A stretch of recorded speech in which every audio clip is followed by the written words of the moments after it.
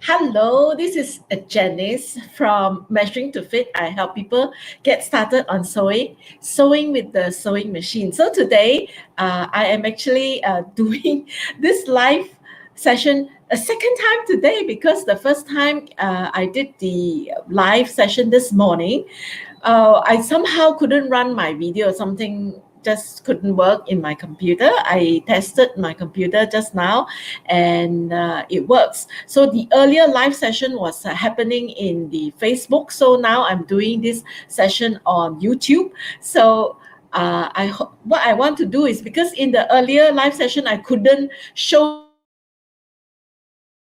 I find that because I'm using this particular app um, to show the teaching session, right? I find pre-recording the when I'm working on the sewing machine is easier to manage than having my computer camera trying to shoot me while I am sewing. So I still don't know how to use a remote camera to do it and then tie it to the computer. I still don't know all these tech things. So that's why I prefer now at this moment to pre-record my teaching sessions, the technique section, and then play it while I'm explaining it. So just to show you what I mean by making your own fabric. So this is what we made. Your own fabric with scraps. I'm not sure about you. I'm quite I'm not sure about you, but I certainly have a lot of scrap fabric when I do a lot of sewings, right? So I have bags and bags of such scraps, and I really don't have the heart to throw them away. So I keep them, and I'm so taken up now with this idea that I can use my scraps to make fabrics like this, pieces of fabrics. It can be any size. It's just so happened that when I started off, I'm making them in squares. You can make them in uh, any any shapes, I suppose. It could be squares, it could be rectangle, it could be triangle, right? So I made them in different sizes, some bigger, some bigger. This is a I even have a much bigger piece that I move backwards to show you. This is a 9 by 9 as against this 4 by 4. So it's a smaller piece, right? So you can make pieces of fabric like that. And what you can use them for is you can use them as a panel for making your zipper pouch, can be making anything. And so these are some of the items that I will be showing later on, how to use these fabrics to make various items. I'm thinking of making corsage, and then making a coaster. I'm thinking of making floor mat, and I'm also thinking of making the decorative pillow cover. So all this I will show as I go along, and I'm showing you a few techniques to make this what we'll call fabric, right? To okay, make this fabric and then to use it to make your projects, right? So in this, I just wanted to show you that these I use strips. I cut up strips from my scraps. So I cut them in strips like this. You can see it can be in this kind of broadness. It can be thinner. It doesn't matter how broad. It doesn't have to be equal, right? And it can be longer or shorter. This is quite long. So I just want to show you, because if you see this small piece that I made, I have different broadness of the strips, right? And when I make this, I actually didn't plan. I just take, and when it fits into this block, I just sew it on. And the joy was seeing how it turned out, because I didn't make any plan. I just take and do as it fits, right? So that's how I made this, right? With different length strips, different width the strips, and I for me I made this straight strips like this. Sure, you can. It's just that when you make them straight like that, they have to be about they have to be able to fill up this whole piece, one whole long strip like this. But whereas when I do it slanting, I can have longer strips here, and these are shorter strips by the time I reach here. And here, these are shorter strips, right? Shorter strips. So I can do this with longer strip, shorter strip, broader, narrower. So it's up to you, right? And for maybe at the end, I will show you what I will do next week, right? So in terms of techniques, right? Let me show you that you can start off with what we call a base or a foundation. And here I use this one, I use interfacing, where one side is glue and the other side, this side, no glue.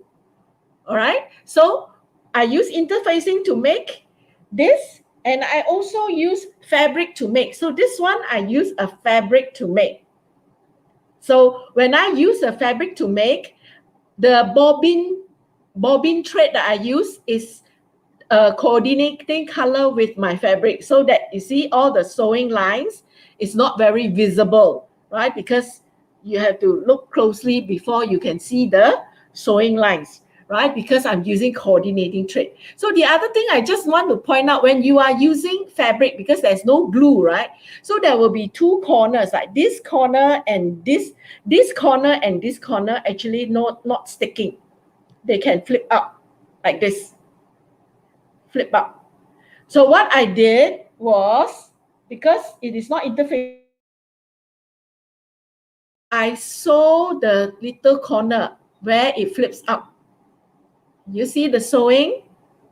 The sewing. I sew it quite to the edge, right? And here as well, right? So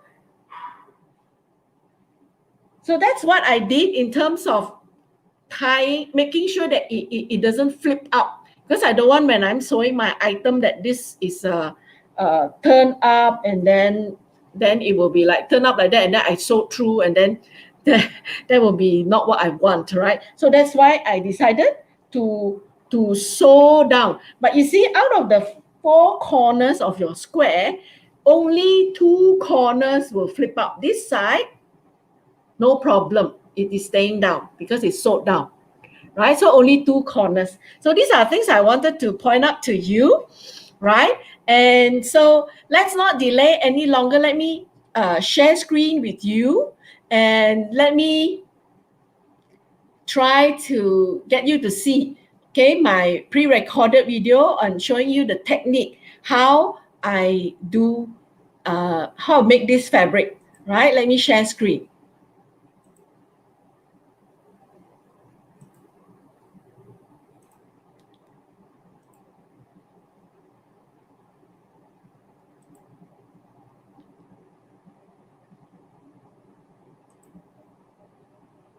Today, I'm going to show you a technique how to make your own fabric from scraps that you have, just like this, right?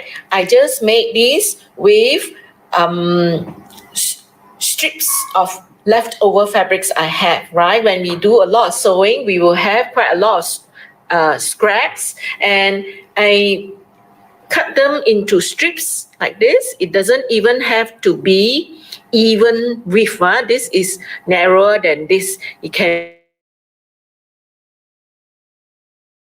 as you can see, this is wider, this is narrow, this is wider, right? So we can use all these scraps and make fabric. And when we make them in blocks like this, different blocks with different designs, we join them up and we will be able to have our own fabric, and it will be very unique, right? So I just want to show you the technique how to make this, right? So the first method is I use an interfacing. This is an interfacing. I cut it in a square. This is a 4-inch square, 4-inch, 4-inch, 4-inch, 4-inch, 4-inch square. This was a 6-inch square. So it's up to you.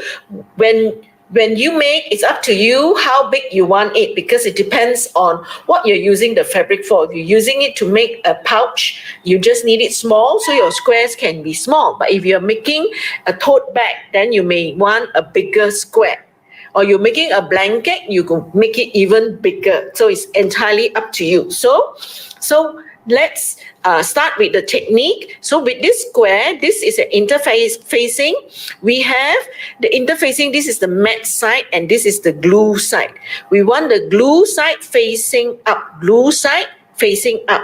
So we take a strip of fabric that is long enough to stretch from this corner to this corner. We're going to put it here, right? So this first strip will be right side facing up. This you can't see because both looks the same. So it should be right side facing up. Then when you take your second piece and I place it on top like this, I need this right side to be facing right side here. Right side facing right side and this way. So now this one that is facing you is the wrong side, right? And we're going to go to the sewing machine and we can sew from this edge one presser foot in, one line down, right? So I'm going to move my machine up and I will show you my sewing. So now I'm at the sewing machine, right? The presser foot is down. It's aligned with the side of the edges here. And I'm going to sew one line down, right? So here, I'm going to reverse sew to lock my stitches. And move forward. Okay, if you're not confident, you can pin them together, right? And then continue sewing.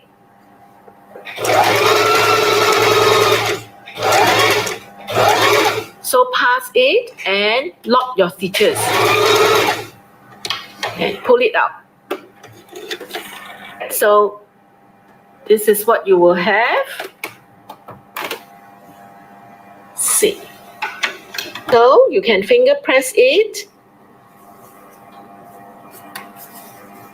So this is right side facing right side, and that is what you want. Finger press it open because this is a small piece, so I can finger press it. Right? Now let's do the next one. So here I'll take another strip. It is long enough to cover. And I'm going to sew another time. Right? Let's see whether I can move it without stopping.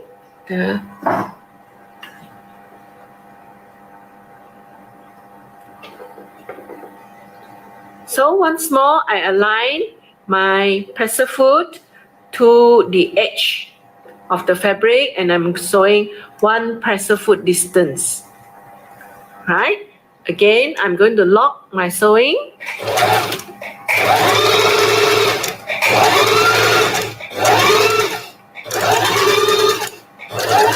Pass and lock. And this will be the third strip down. Right? Let's see. Open it up. And you have another strip sewn. Right? Finger press it again. Right? Now, let's put the third one on. See.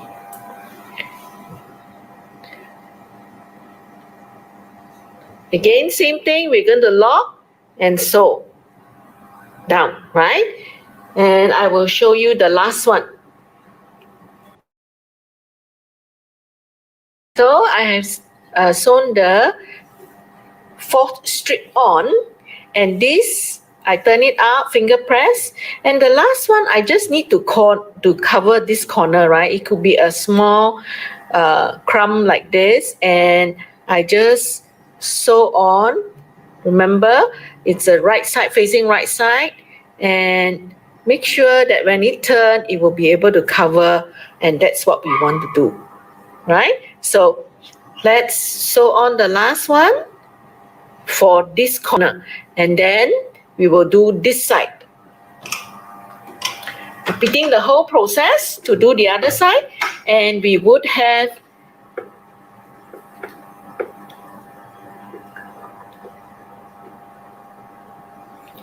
our first square done.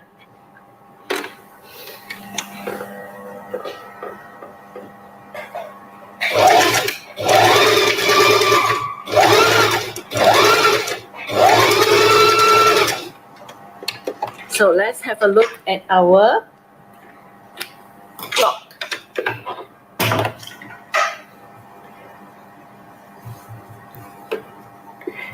Right? So this is what we have.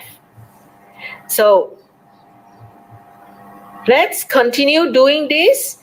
And at the end, I will show you we have all this out of shape. What we do is we turn it around. We have the square and we cut off all the excess according to our square. Right?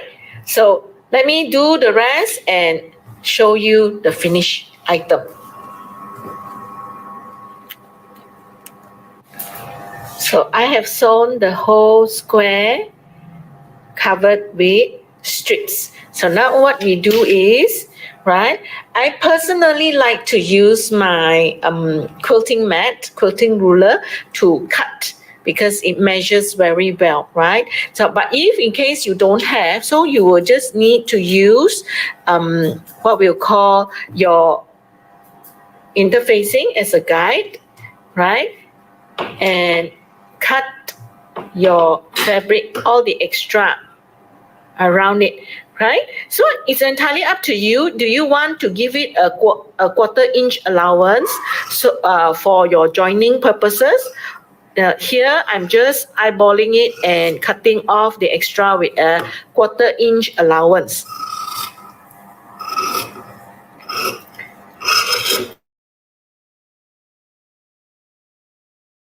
Panel as well. So up to you. Do you want to give that quarter-inch allowance or you don't want to? You just follow exactly your square also can, right? So this is how it looks. So because we haven't ironed it, so you can go to the iron to iron and it will look like this first square that I have. So if you go and iron it, and you will stick to your interfacing and it will look like this square that you have.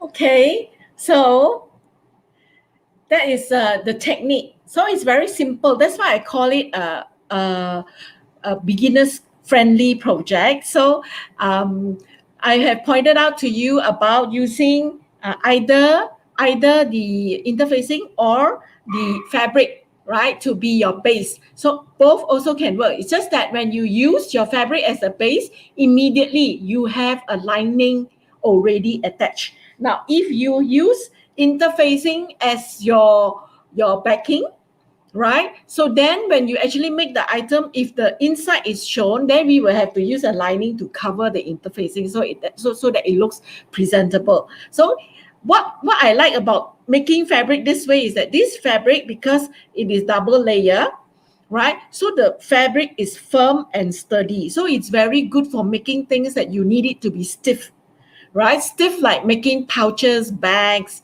and coasters, things like that. So that's what I like about making these fabrics, because they are firm and sturdy, right? So that's the technique that we will use for the next week, right? I'm going to share with you another technique. You see, we have strips like this according to your whatever scraps you have. You cut out strips, right? What if I don't have enough strips? So you can also use your crumbs, what we call crumbs, small pieces like that, 2 or 3 inches big only, right? Small pieces, we call them crumbs, like this, right? These are crumbs. You can join up your crumbs and make strips like I did here. I joined all these crumbs and I made strips out of it. I made a number of strips, ironed them, right? I made these narrow strips. I thought this one I really like because there are actually 4 different fabric here, but they look very good. Yes, and this is one long strip that I made with many pieces, very long. See, very long strip. So if you see, I have this. Let me show you this piece that I made. This 9-inch patch. Actually made them with joint strips. Let me see here, right? This is a joint strip, and then this is a solid one, and then a joint one, and then a solid one, a joint one, a solid one. You notice that's what I did because I thought if it is all joined, it will be too busy. So I had some that are solid, but out of my scrap, I don't have enough solid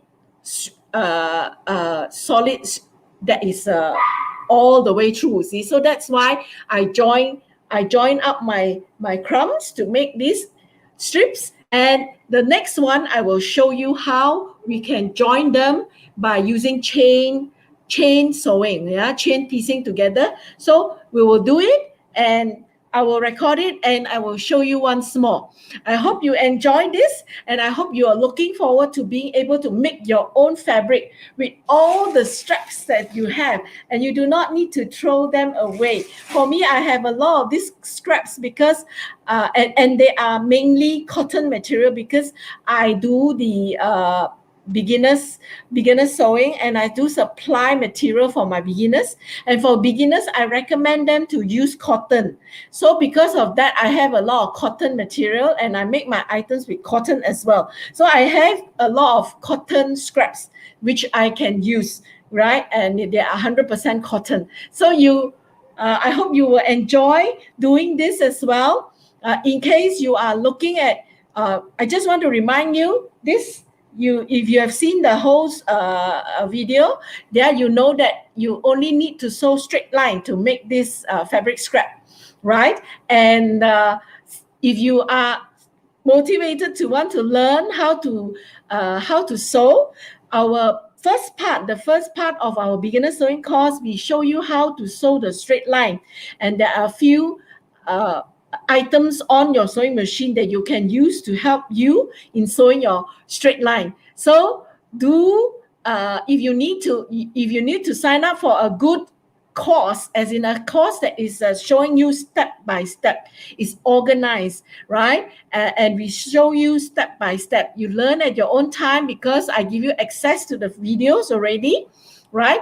In the link in my write-ups, I will have given you the link to how you can get access to the beginners course, right? And also, if you need the material, just write to me at this here, right? Here, I think here, yeah. My email address is jen@measuringtofit.com, and you will be able to, I will tell you how much it is if you need the material together with the course, right? So I look forward to working with you so that you can learn your sewing step by step, guided with classroom session. You can actually learn it that way, right? With us, yeah? And do all these fabrics also if you like. You can cut out all your old clothes that you don't wear anymore. And I'm cutting out my old quilt that it is 20 old years old, my quilt cover, my quilt cover, which is more than 20 years, so it's tearing apart. So I'm cutting it up to also use it as scraps for myself. So I do hope you enjoy your sewing, even while you may be staying at home most of the time. Use your time well to make something creative, something that you will enjoy seeing the outcome of it. Just like I really enjoy seeing whenever I sew, and when it comes out, so it's so, different, so unique, right? So enjoy your sewing, have a good time in your sewing. I wish you the very best, and I hope to see you also in my personal classroom time. Classroom time with y'all, right? So see you again. Have a good time. May God be with you.